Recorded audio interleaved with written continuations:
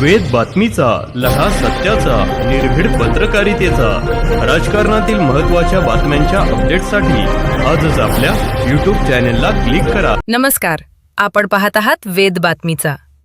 राहुरी तालुक्यात चिंचविहिरेत भीषण अपघात, तरुण जागीच ठार, चुलत भाऊ गंभीर जखमी.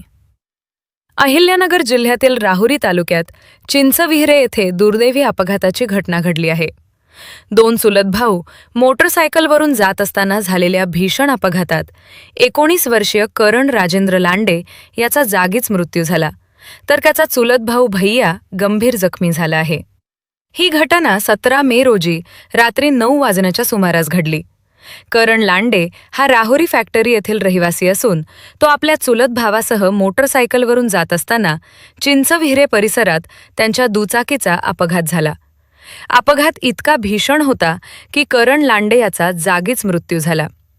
घटनेची माहिती मिळताच रुग्णवाहिका चालक सचिन धसाळ यांनी तात्काळ घटनास्थळी धाव घेतली. स्थानिक तरुणांच्या मदतीने दोघांना राहुरी ग्रामीण रुग्णालयात दाखल करण्यात आले. मात्र वैद्यकीय अधिकाऱ्यांनी करण लांडे याला मृत घोषित केले. करण लांडे हा घरातील एकुलता एक कमावता मुलगा असल्याने परिसरात हळहळ व्यक्त केली जात आहे.